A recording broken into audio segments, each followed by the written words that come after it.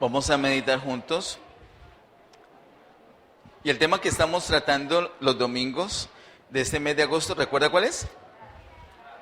Dar. Ese es el tema. El primer domingo vimos que debemos dar por amor. ¿De acuerdo? Vimos el ejemplo del Señor Jesús. El Señor Jesús fue dado porque el Padre... ¿Qué hizo el Padre con nosotros? Nos amó. El Padre nos amó. Como el Padre nos amó, entonces nos dio. Cuando uno ama, uno da. También vimos el ejemplo del rey David. Él tenía su afecto en la casa, por lo tanto, dio generosamente. Si tú tienes afecto por esa casa, por esa congregación, va a ser muy fácil dar. Pero si tú no tienes afecto por esa casa, va a ser un lío. Dar no se trata de empujar o de alar o de presionar. Dar es una oportunidad, porque se hace por amor. Luego, que fue hace 8 días, vimos que la palabra de Dios nos enseña que debemos dar con generosidad. Debemos dar con generosidad. ¿Qué es generosidad? ¿Cómo se da con generosidad? Decíamos, es dar sin pensar que algún día voy a recoger. Cuando se da con generosidad está la seguridad que se va a recoger, pero no debo enfocarme en el recoger, debo enfocarme es en el dar, y no dar de cualquier manera. Dar lo más que pueda, lo mejor que pueda, tratando de bendecir lo más que pueda. Esa es la generosidad. Cuando practicamos dar de esta manera, entonces podemos descubrir la realidad que nos dice en Hechos 20:35 que más bienaventurado es dar que recibir. Más bienaventurado es dar que recibir. No puedo evitar recordar un comentario que hizo un pastor Smith, creo que argentino, en un congreso. El pastor Ariel estuvo allí en el seminario bautista, él predicó, y él habló de más bienaventurado es dar que recibir. Y él luego dijo, sobre todo en una pelea, ¿o no? Más bienaventurado es dar que recibir. Nosotros cuando damos con generosidad, nos damos cuenta, podemos descubrir que, ole, verdad, qué alegría la que uno experimenta cuando da. Da. Si te cuesta dar, pídele ayuda al Señor. Estás atrapado, estás encarcelado, estás con una atadura. No tienes dinero. El dinero te tiene. Si escuchas que frijolada y te cuesta pensar que vas, no solamente que te vas a comer unos frijoles, sino que vas a promocionar, te cuesta, pídele ayuda al Señor. Si se recogen las ofrendas y te cuesta, pídele ayuda al Señor. Pídele que Él sea tu Señor. Tal vez por religión, por años, has pensado que Él es el Señor. Pero el Señor declara que uno no le puede servir a dos señores. O le sirve al Señor o le sirve a las riquezas. Donde está tu tesoro, ahí está tu corazón. Bueno, hoy tenemos este mensaje. Hoy nos corresponde dar es obra de gracia. Ese es el tema de hoy. Iniciemos poniéndonos en contexto. Vamos por favor a Hechos capítulo 2, verso 44 y 45. Dice, todos los que habían creído estaban juntos y tenían en común todas las cosas. Y vendían sus propiedades y sus bienes y lo repartían a todos según la necesidad de cada uno. El capítulo 2 de Hechos es un capítulo muy importante para la iglesia, por una razón muy sencilla. Ahí es donde nace la iglesia, a la altura de Hechos capítulo 2. Antes no había iglesia. En el capítulo 2 empieza la iglesia con el cumplimiento de la promesa de la venida del Espíritu Santo. Nace la iglesia. Y nace la iglesia y nos cuenta muchas cosas muy especiales acerca de esa iglesia que nació. Ahí en el capítulo 2 de Hechos nos hablan de una rutina muy especial. No es una rutina, cuando uno habla de rutina, uno mismo piensa, uy, qué pereza, hay que luchar en contra de la rutina. Yo le quiero preguntar, ¿cuántos se cepillaron los dientes esta mañana? Levanten la mano.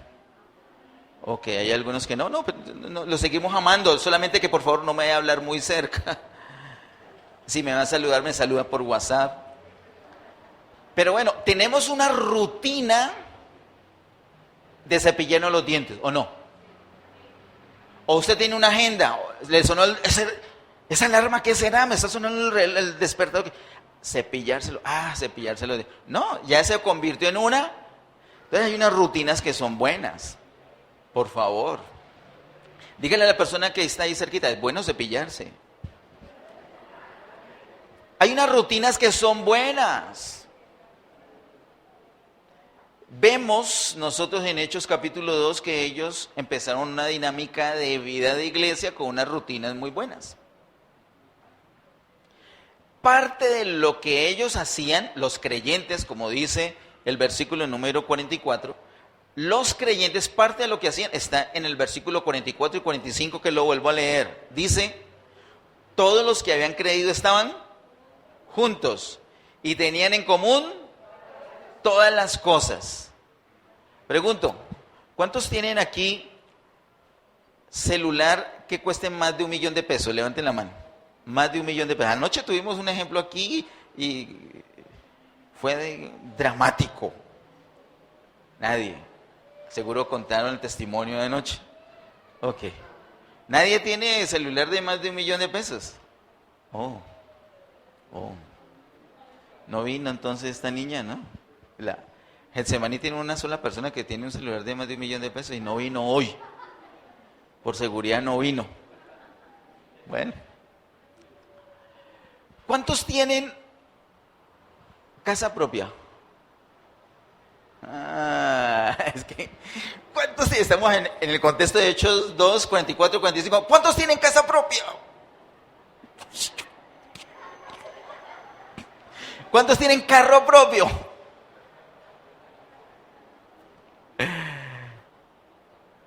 La iglesia primitiva, cuando arrancó la iglesia, ¿qué hacían con las cosas que ellos tenían? ¿Qué hacían con las casas que ellos tenían? Si tenían moto, bicicleta, patineta, carro, camioneta, ¿qué hacían con esas cosas? Versículo 45, y vendían sus propiedades y sus bienes. ¿Y después qué hacían? Y lo repartían a todos según la necesidad de cada uno. Esto que describe Hechos 2, 44 y 45 se llama una vida comunitaria. Se llama así. Técnicamente se llama una vida comunitaria. ¿Qué es una vida comunitaria? Eso. Que nadie tenía un celular de 1.000.000 y otro de 100 y otro de 50 y otro que está que paga para que se le roben el celular. No, sino que todos los celulares los vendían y repartían por igual a todos. O sea que todos podían hacer llamadas de monederos o no sé qué, pero todos por igual, ¿de acuerdo? Eso es una vida, ¿qué? Comunitaria. Varios países han tratado de implementar vida comunitaria y que hagan los países lo que quieran, pero pensemos un poquito en la iglesia del Señor.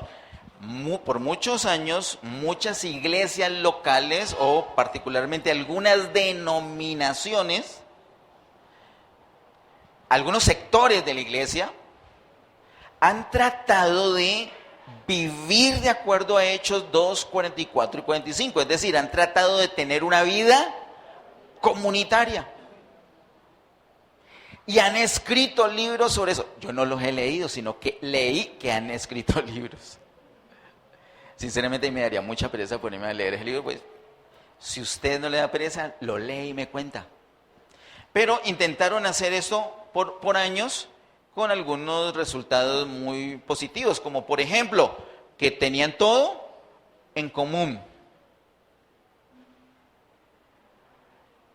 Con el tiempo no se dio la misma figura de que no habían necesitados, con el tiempo, pero arrancó funcionando muy bien. Vamos un poquito más adelante, el capítulo número 4, verso 32. Hechos capítulo 4, verso 32 dice: y la multitud de los que habían creído era de un corazón y un alma, y ninguno decía ser suyo propio nada de lo que poseía, sino que tenían todas las cosas en común. Todas las cosas en común. Entonces abrimos esas ventanas y esos carros que están ahí parqueados, esos no tenían un dueño en particular, sino que las llaves están ahí en un llavero y el que necesitaba el carro salía y ya. Todo en común. Qué bueno, ¿cierto? Todo en común. A la altura del capítulo 4, verso 32, el asunto sigue funcionando. Vamos más adelante. El mismo capítulo 4, verso 34 y 35. Dice: así que no había entre ellos ningún necesitado, porque todos los que poseían heredades o casas, las vendían y traían el precio de lo vendido, y lo ponían a los pies de los apóstoles, y se repartía a cada uno según su necesidad.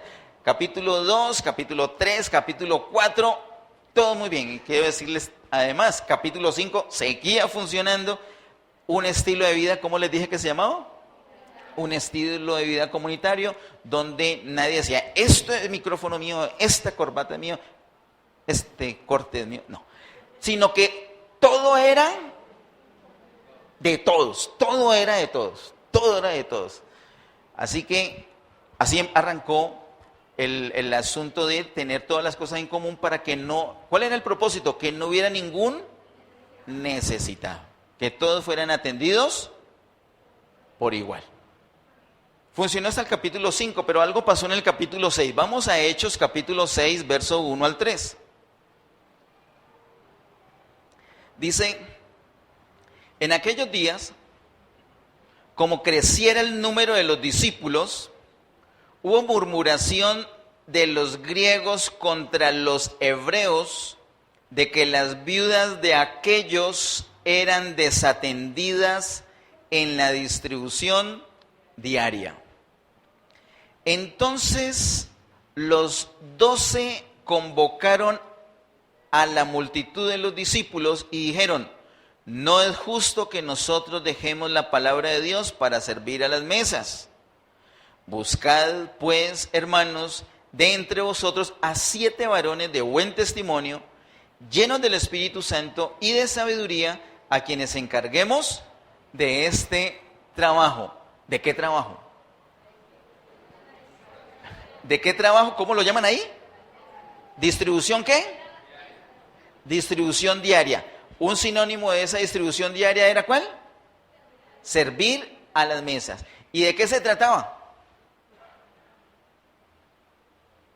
¿De qué se trataba ese trabajo de la distribución diaria o qué se trataba ese trabajo de servir a las mesas?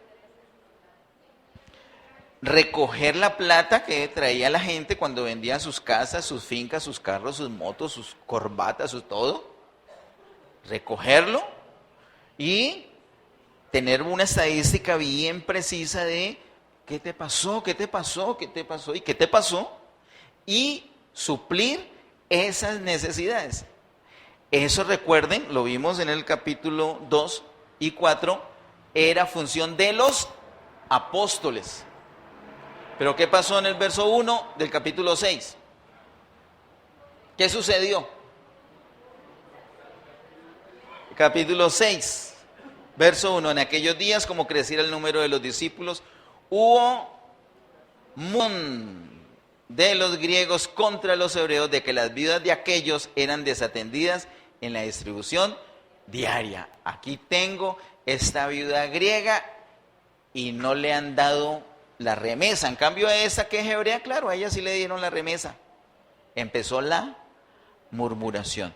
Empieza a haber una diferencia y ya no todas las personas eran atendidas por igual. Los que han escrito todos estos libros, no sé qué hicieron con el capítulo 6 de Hechos, pero hay que mirar lo que dice la Biblia y no lo que dice otro libro. El capítulo 6 nos muestra, y lo voy a llamar así con toda contundencia, el fracaso de la vida comunitaria en la iglesia del Señor.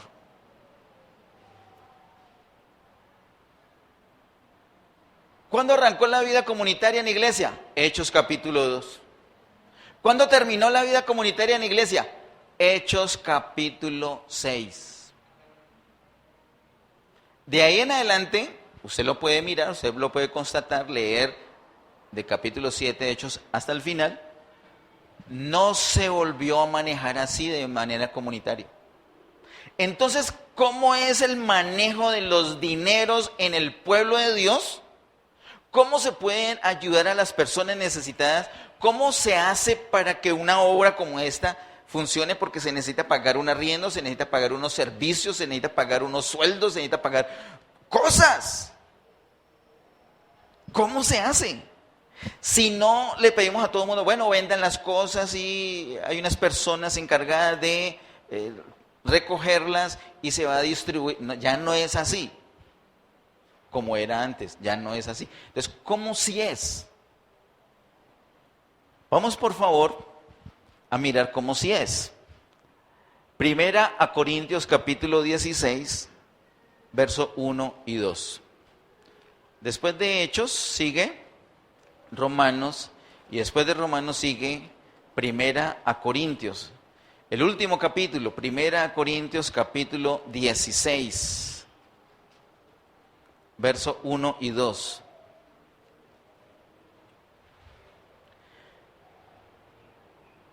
Dice, en cuanto a la ofrenda para los santos, hagamos una pausita ahí. Ahí se está retomando el tema. Ahí se está hablando de cómo son las ofrendas, cómo es el manejo del dinero para atender las necesidades en la iglesia. Esos son los santos. ¿De acuerdo? Es claro eso, los santos son esos, los convertidos, los creyentes. En cuanto a la ofrenda para los santos, haced vosotros también de la manera que ordené en las iglesias de Galacia. Cada primer día de la semana, cada uno de vosotros ponga aparte algo según haya prosperado, guardándolo para que cuando yo llegue no se recojan entonces ofrendas. Mucha atención, miremoslo despaciacito. Verso 1, en cuanto a la ofrenda para los santos, haced vosotros también de la manera que ordené en las iglesias en Galacia.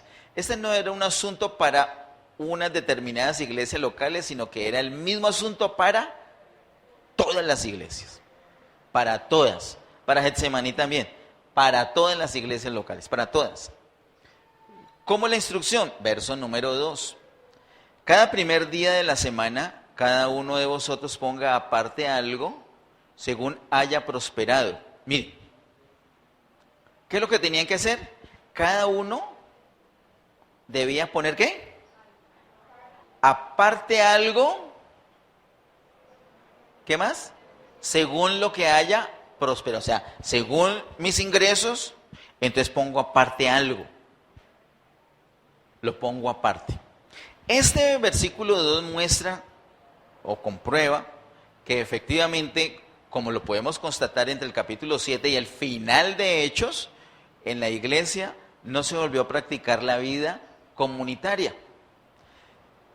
Si no fuera así, entonces el apóstol Pablo no tenía que decir, cada uno ponga aparte algo. No tendría que decirlo. Porque simplemente, si hubieran seguido con ese estilo de vida comunitario, simplemente los encargados recogían su cuota, o recogían de acuerdo a lo que tenía la gente, y ya estaba a los pies de los apóstoles, o luego a los pies de estas personas encargadas. Pero ya no era así. Ya no vendían las cosas para tenerlo todo en común, sino que cada uno maneja su dinero, cada uno maneja sus finanzas. Por eso dice el apóstol, cada uno, versículo número 2, cada primer día de la semana, cada uno, dice, de vosotros, entonces cada uno es responsable de qué, de acuerdo a lo que ha prosperado, lo debe ¿qué? Poner aparte. Ya no era como arrancó la iglesia, ¿cómo? Uy, yo vendí esta moto, aquí está la plata. No. ¿La vendiste? Ok, entonces usted, cada uno va a poner aparte algo. ¿Cuándo es que se debe sacar ese dinero? Apenas yo tenga esos ingresos, yo debo poner aparte algo. No debo esperar a que me digan en la iglesia, sino que cada uno tiene que hacerse cargo de que, bueno, me pagaron ese sueldo, de aquí voy a poner aparte algo. Vendí esto, de esta venta voy a poner aparte algo. Uy, me encontré una plata, de eso voy a poner aparte algo. Uy, me regalaron eso, de eso voy a poner aparte algo. Cada uno, es un asunto de cada uno. ¿Ustedes qué creen? ¿Qué es más fácil? ¿La vida comunitaria de Hechos 2 al 5? ¿O este estilo que el apóstol Pablo le enseñó a las iglesias en 1 Corintios capítulo 16, verso 1 al 2? Tener unas personas aquí que les digan a ustedes, hey, Albarrosa, no has traído tus ganancias, tráigalas acá. Aquí me faltaba una lista.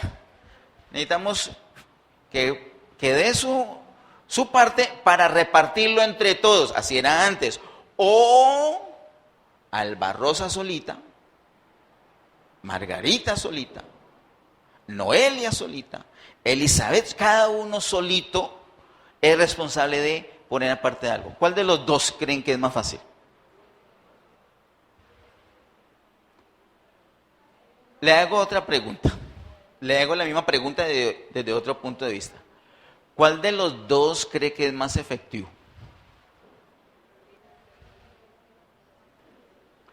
En el primero no había pierde. Nadie decía, yo prosperé. No, yo prosperé, eso no es mío. En el segundo sí puede haber pierde. ¿Cuál es el pierde? Que yo tengo un negocio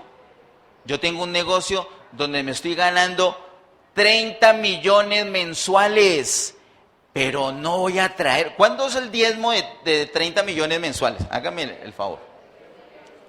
¿Cuánto? Cada mes voy a traer de diezmo 3 millones. No, yo no voy a traer eso. Como antes sí, antes no tenía que traer los 3 millones. Antes, ¿cuánto tenía que traer? Los 30. Y se repartían. Ahora la persona tiene que poner aparte algo de acuerdo a lo que haya prosperado. No necesariamente 3 millones, pueden ser 15 millones, pueden ser los 30 millones. Solamente puse 3 millones pensando en el diezmo. Si antes en el Antiguo Testamento se daba el diezmo, ahorita en el Nuevo Testamento pienso yo como mínimo se da el diezmo, como mínimo. Entonces la persona se queda calladita, esa persona se queda haciendo la pobrecita,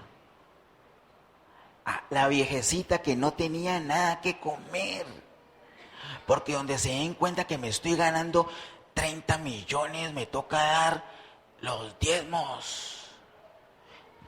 ¿De acuerdo a lo que dice quién?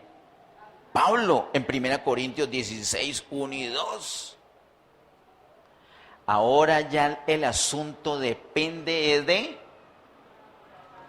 cada cual. ¿De qué depende la efectividad de que esto funcione o no? Ya lo vamos a ver. La palabra de Dios nos dice. ¿De qué depende de que tú estés siendo responsables con las ofrendas? ¿De qué depende que tú estés recibiendo el cuidado, la bendición de Dios porque estás ofrendando correctamente? ¿O de qué depende de que estés atrapado en una miseria económica por no estar ofrendando adecuadamente? ¿De qué depende? Miremos la Biblia. Hay que ahora sí sacar la lupa para ver los detalles.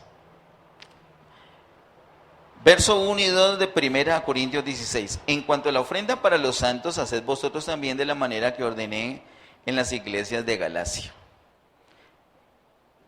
Cada primer día de la semana, cada uno de vosotros ponga aparte algo según haya prosperado. Ahí está la clave. ¿Cuál? No la veo. Dice, cada primer día de la semana. Esa es la clave. Si vemos nomás el capítulo 16, es como difícil ver que esa es la clave. Si vemos solamente el versículo 1 y 2, sí que es cierto que no va a haber ninguna clave ahí. ¿Cómo así? Cada primer día de la semana. ¿Cuál es el primer día de la semana? Algunos dicen que el lunes. Otros más liberales dicen que el martes. Pero técnicamente, el primer día de la semana es el día domingo. Técnicamente, ¿en qué contexto? En el contexto del pueblo de Dios. Cuando yo hablo técnicamente, no estoy hablando de técnicamente como las empresas, no. Yo no estoy en una empresa, yo estoy funcionamos nosotros como pueblo de Dios, como la nación de Dios. Para la nación de Dios, cuyo padre es Abraham, de ahí arrancó todo, para la nación, para el pueblo de Dios, el primer domingo, el primer día de la semana es domingo, punto, ¿de acuerdo? Entonces, Pablo está hablando de que cada domingo, dice, cada primer día de la semana, es decir, cada domingo, cada uno de vosotros ponga aparte algo. Entonces, pensemos, ¿tiene sentido? Y más que lo diga Pablo, un tipo que es apóstol, que conoce los diseños de Dios, que él ve todos es como un arquitecto, él ve todos los planos de Dios, él fue capaz de explorar la profundidad de los caminos de Dios. Él nos va a decir que el día domingo es el que se debe poner aparte algo. Ay, se me olvidó apartarlo el domingo. Ya perdí porque ya estamos al lunes, ya estamos a miércoles, entonces no doy. ¿Será eso lo que nos quiere decir Pablo ahí? Eso no es lo que nos quiere decir. Entonces vamos a mirar detenidamente qué es lo que sí nos quiere decir Pablo. El primer día de la semana, es decir, el domingo, es el día de resurrección. El Señor Jesús resucitó un día domingo. Día domingo. Ese versículo 1 y 2, o esos versículos 1 y 2, no están puestos en la Biblia accidentalmente en esa posición, sino que están puestos muy a propósito justo en esa posición. Es más, quiero decirles algo acerca de 1 Corintios, de toda la carta, son 16 capítulos. Cada capítulo de 1 Corintios está puesto justo en la posición adecuada. Si no leemos con esa vista, no lo vemos con esa perspectiva, nos va a costar mucho trabajo entender 1 Corintios. Pero si la vemos del capítulo 1, 2, 3, en ese orden, le vamos a sacar todo el sentido y todo el provecho. Esos dos versículos quedan exactamente después del capítulo 15. El capítulo 15 de Primera Corintios nos habla de un tema supremamente importante para el pueblo de Dios, que es el tema de la resurrección. ¿De qué nos habla Primera Corintios 15? Nos habla de la resurrección del Señor Jesús. ¿Cuántos saben que el Señor Jesús resucitó? ¿Cuántos saben que el Señor Jesús resucitó? Mira, cuando el Señor Jesús resucitó, los mismos guardas, los mismos soldados romanos fueron testigos de eso. Pero a ellos, escúcheme, a ellos los sobornaron para que no dijeran que el Señor había resucitado. ¿Cuántos saben que el Señor Jesús resucitó? Hay algunas personas que no pueden decir amén a la resurrección. Esto es muy serio. Hay algunas personas que no pueden decir ni siquiera amén a la resurrección del Señor. Le voy a decir por qué. Le voy a decir por qué. Ni siquiera lo saben, pero le voy a decir por qué. Porque han sido sobornados. Una persona que no declara la resurrección del Señor, o una persona que ni siquiera le sale un amén por la resurrección del Señor, es una persona que está sobornada. Está bajo un poder. Está en opresión.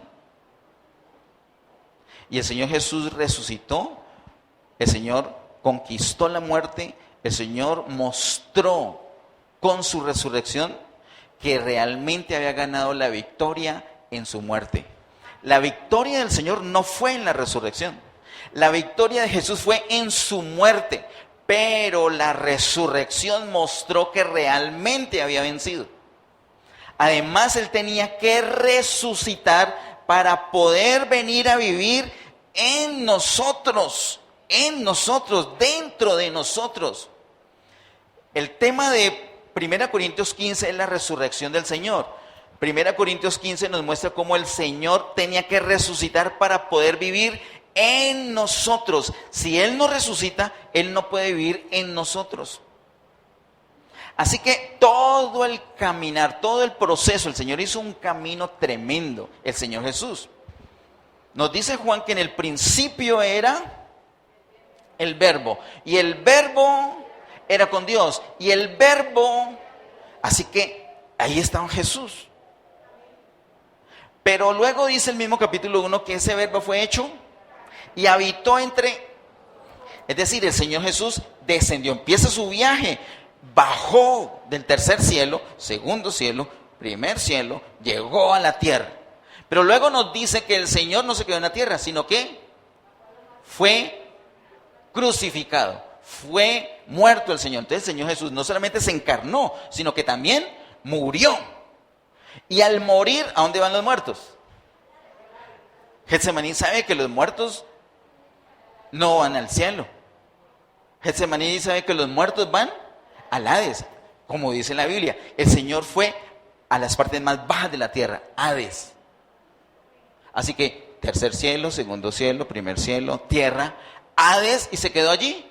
No, al tercer día, o sea, sábado, miércoles, al tercer día, o sea, el domingo, el Señor resucitó y viene del Hades y sube a la tierra nuevamente. Y se le aparece a los muchachos que están encerrados en una casa y le dice: pasa a vosotros. Qué susto que se pegaron ellos, porque ellos lo vieron muerto. El Señor Jesús sube a la tierra y no se queda allí en la tierra, sino que el Señor, ¿qué hace? Asciende al cielo. Asciende al cielo. Ese fue todo el camino que el Señor hizo.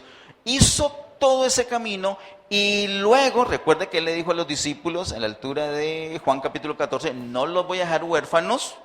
El Señor viene y vive en nosotros como el Espíritu vivificante.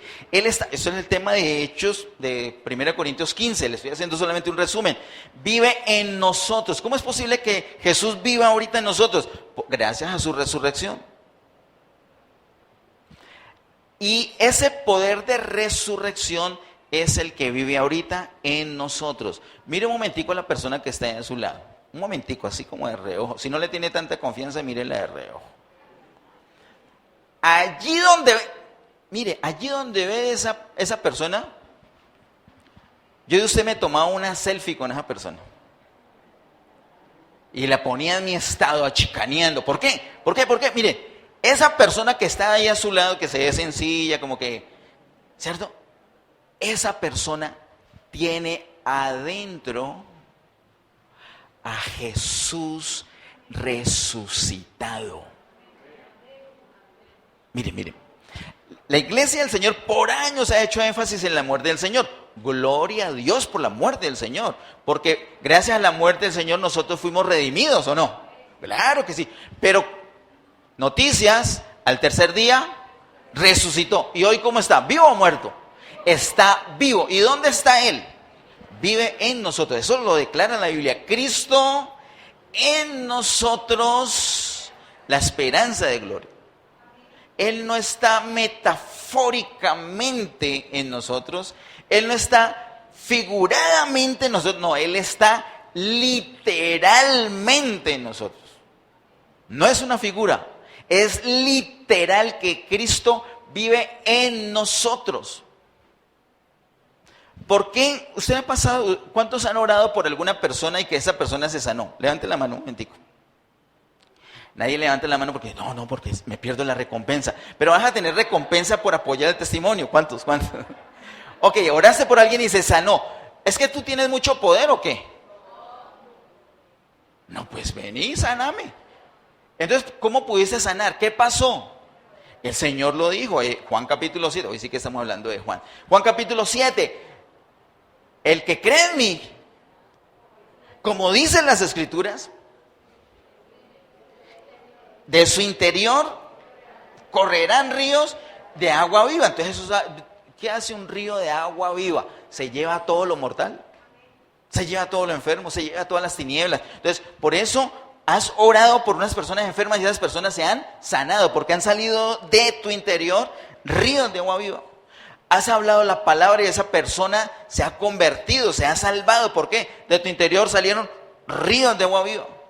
Has ayudado a que una persona sea liberada de demonios. ¿Por qué? Porque de tu interior fluyeron esos ríos de agua viva.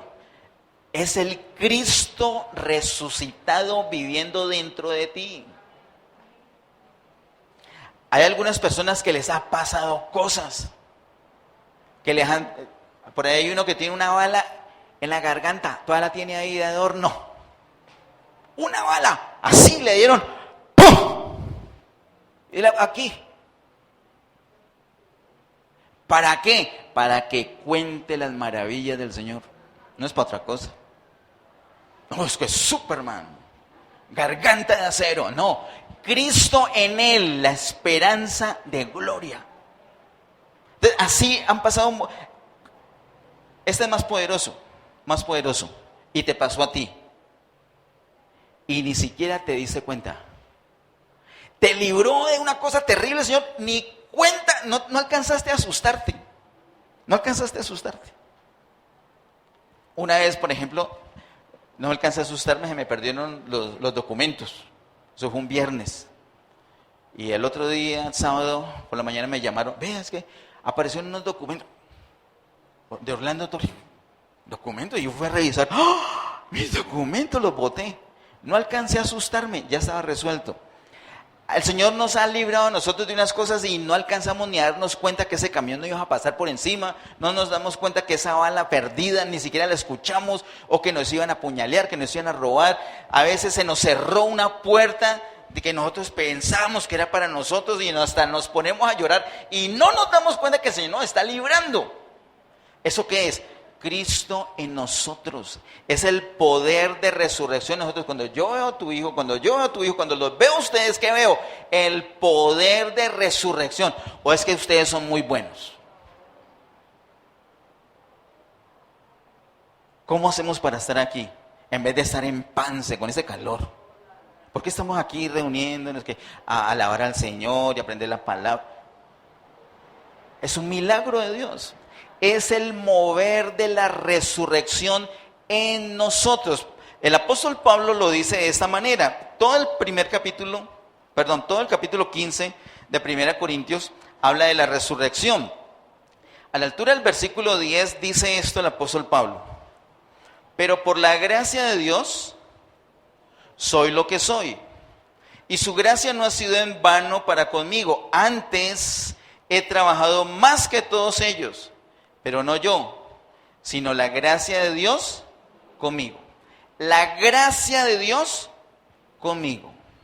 Es decir, el Cristo resucitado en Pablo es el que se mueve y es el que verdaderamente hace el trabajo. ¿Cómo debe ser la vida normalita de nosotros? Dejar que el Cristo resucitado viva en nosotros. Todos nosotros tenemos que llegar a un punto donde así como Pablo podamos decir, ya no vivo yo, mas Cristo vive en mí. ¿Cómo hacemos para limitar ese gran poder de resurrección del Señor en nosotros? Viviendo nosotros. Nosotros decimos, ya no vivo yo solamente, también vive Cristo, vivimos los dos. A veces Cristo toma las decisiones, a veces yo tomo las decisiones. Cuando yo tomo las decisiones que estoy haciendo con ese Cristo resucitado, cállese Cristo, que aquí yo respondo. Cristo, quédese callado, que esto se puso fregado. Nosotros estamos locos. Cuando más necesitamos del Señor, lo soltamos. Estamos locos. Estamos en una tentación terrible. ¿Y qué hacemos? No oramos. Nos alejamos de la iglesia. Estamos locos. Es cuando más tenemos que orar y cuando más tenemos que congregarnos. Uy, no, es que, ¿por qué no has venido? No, es que estoy como débil espiritualmente. Oh, por Dios. O sea, ¿por qué es que no comes? No, es que tengo hambre, pero no como. O sea, estamos locos.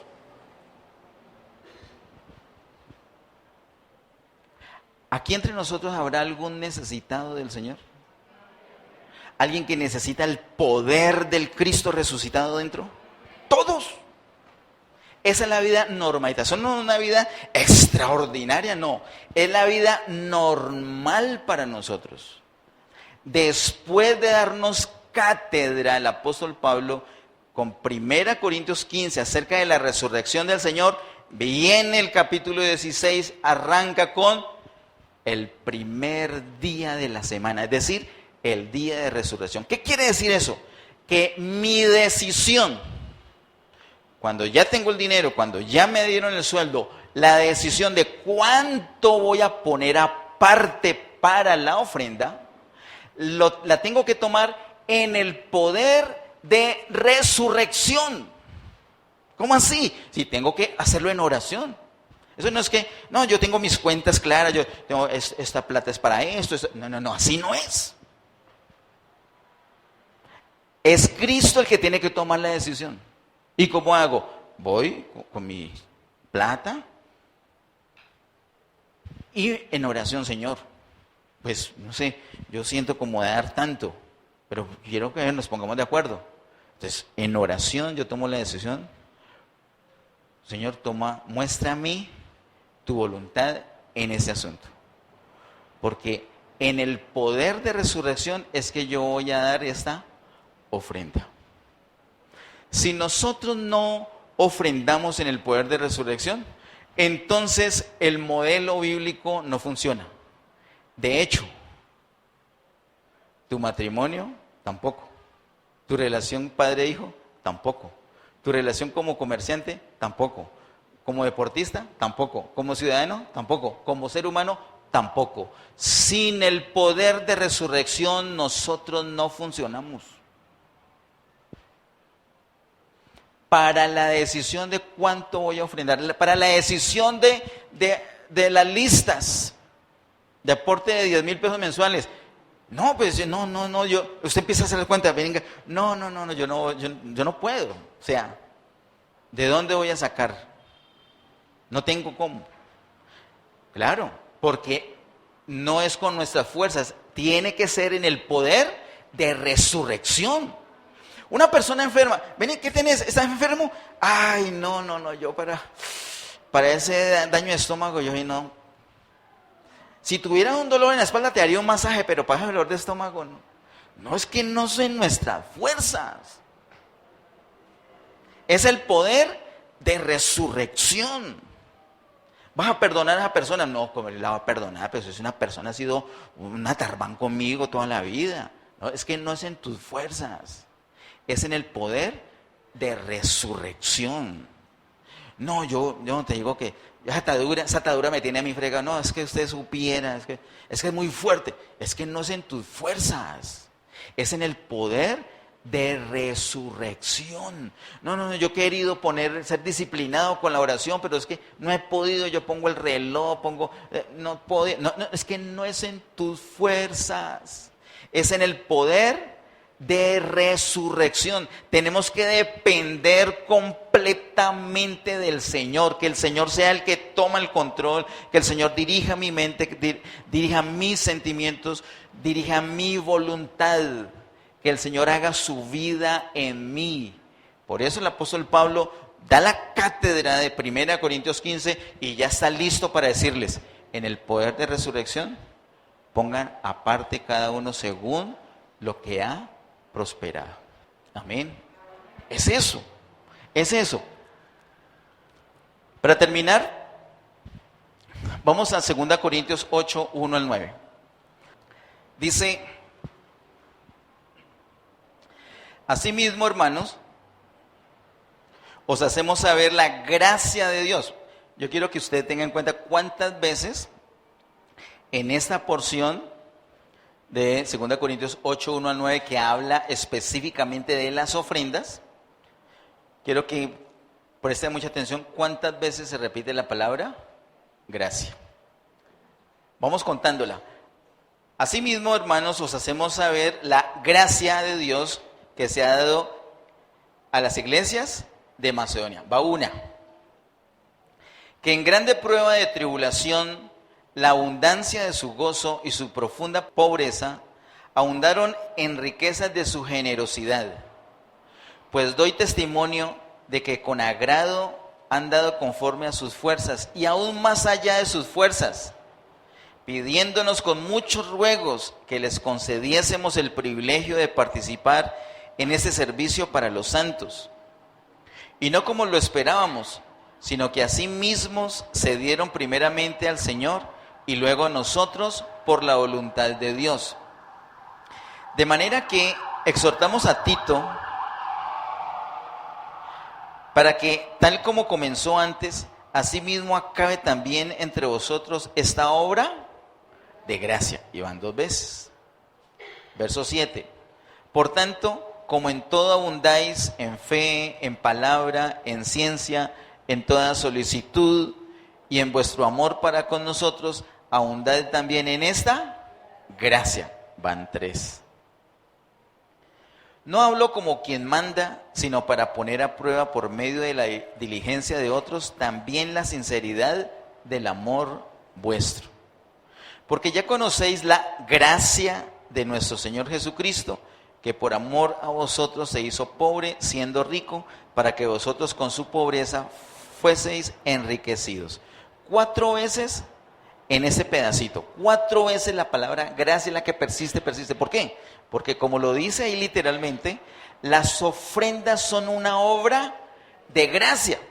Para yo ofrendar, tengo que dejar que sea la gracia la que se mueve, es decir, el poder del Cristo resucitado en mi vida el que se está moviendo. Mira el ejemplo de estas iglesias de Macedonia que lo vimos hace 8 días. Ellos eran muy pobres, pero dieron una ofrenda abundante. ¿Por qué? Porque eran muy, ¿qué? Vimos hace 8 días. Muy generosos. Ahora, ¿cuál es el secreto de la generosidad? El secreto de la generosidad es el mover de gracia. ¿Qué es lo que quiero decir en 2 palabras? Que una persona que no sea generosa le falta en su vida el mover de gracia.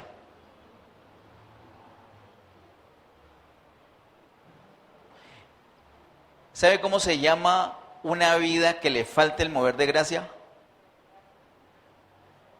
Desgracia. Es verdad, literal.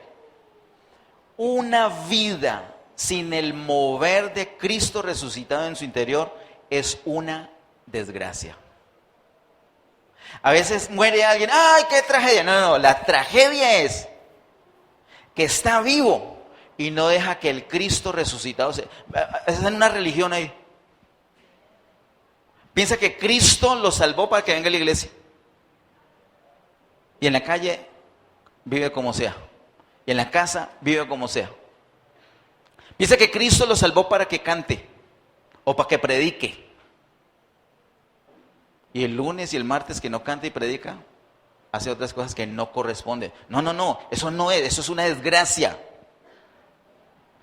Dejemos que la gracia de Dios se mueva en nosotros todos los domingos, todos los lunes, todos los martes, todos los miércoles, todos los jueves, aquí y donde estemos. No es en este lugar donde está el Señor. Este no es el templo del Señor. El templo del Señor eres tú y soy yo. Es Cristo, no en este local, sino Cristo en nosotros. Dejémoslo que en nuestras discusiones matrimoniales sea el mover del Cristo resucitado el que resuelve. Cuando vamos a aconsejar a los hijos, que sea el Cristo resucitado el que guía, el que habla. Cuando vamos a hablar con el guarda de tránsito, que sea el Cristo resucitado el que opera. Cuando vamos a hacer un negocio, que sea el Cristo resucitado. Cuando la otra persona ofende, que sea el Cristo resucitado el que reaccione. Le digo, parece difícil, pero es completamente fácil. Lo difícil es cuando lo hacemos nosotros. Perdone usted en sus propias fuerzas. Haga un negocio en sus propias fuerzas. Críe a sus hijos en sus propias fuerzas. Arregle los problemas matrimoniales en sus propias fuerzas. Es una desgracia. Dejemos que el Cristo resucitado se mueva en nosotros. Para el asunto del dar, tenemos que permitir que el poder de resurrección se mueva en nosotros, porque dar es una obra de gracia. Nosotros ya lo habíamos visto. Esta cita solamente le pongo ahí de recordar y la vimos cuando el tabernáculo de reunión.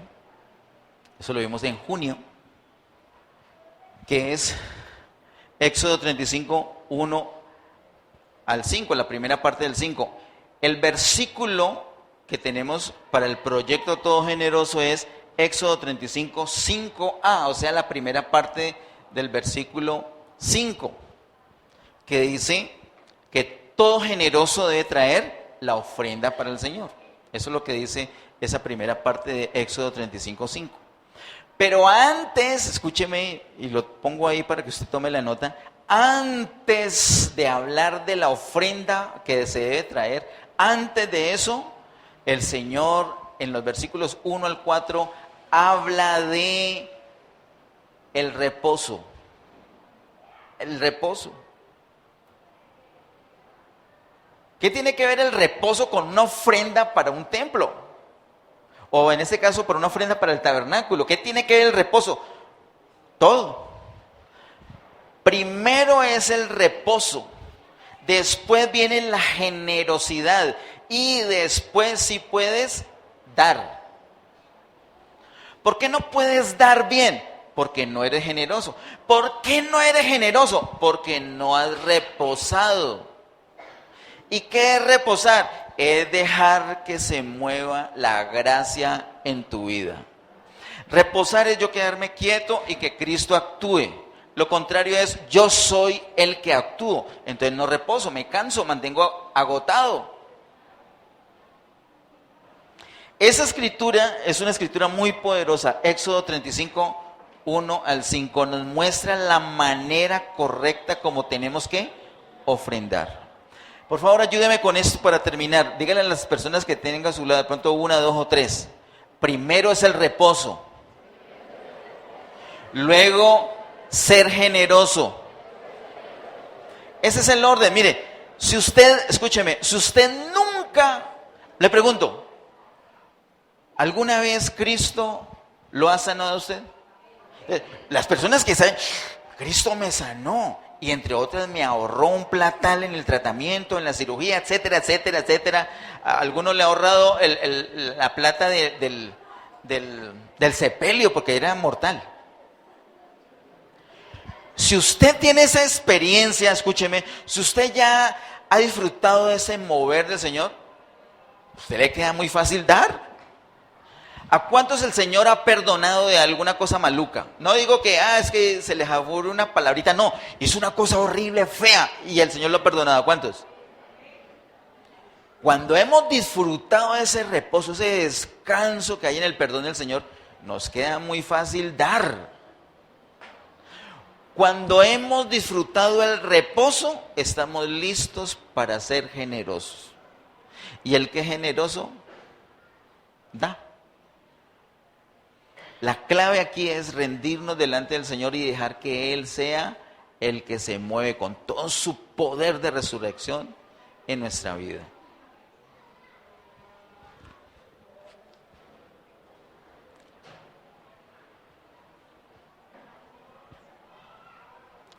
La vida es muy poderosa. La vida es muy poderosa.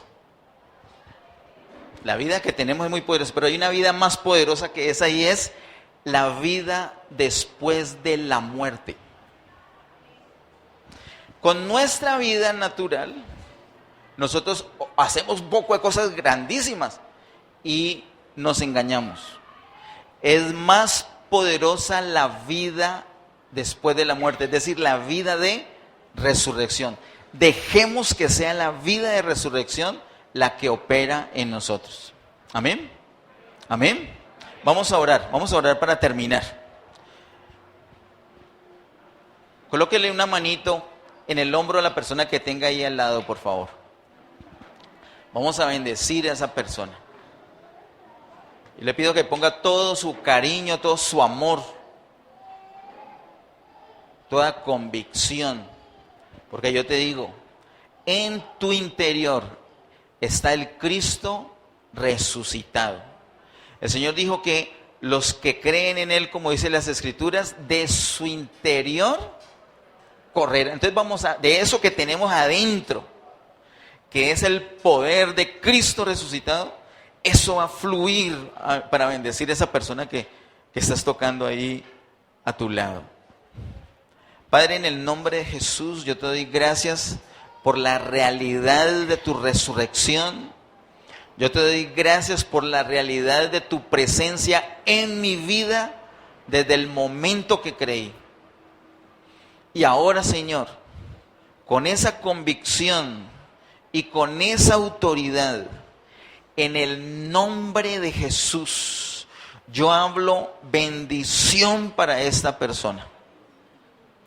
No sé qué le espera a esta persona en esta semana, pero yo en el nombre de Jesús oro por tu provisión y tu protección y la llenura de tu vida en esta persona ahora mismo, en el nombre poderoso de Cristo Jesús.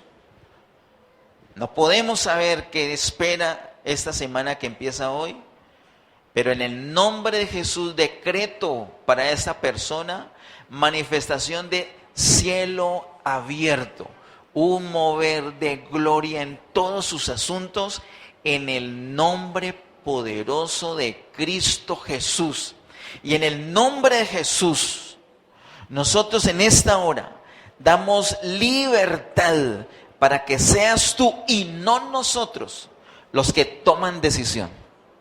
Que seas tú viviendo, haciendo tu vida en nosotros, moviéndote con poder en cada uno de nosotros, manifestando el poder de resurrección en todos los asuntos familiares, en todos los asuntos laborales, en todos los asuntos académicos, en todos los asuntos sentimentales, en todos los asuntos de salud, en el nombre de Jesús, en el nombre poderoso de Jesús, yo reprendo toda enfermedad en cualquiera de los cuerpos aquí presentes, en el nombre de Jesús. Reprendo también todo desgaste, todo agotamiento, todo cansancio, toda malformación en el nombre de Jesús. Y hablo sanidad, hablo salud, hablo vida, hablo vigor para tu vida en el nombre de Jesús.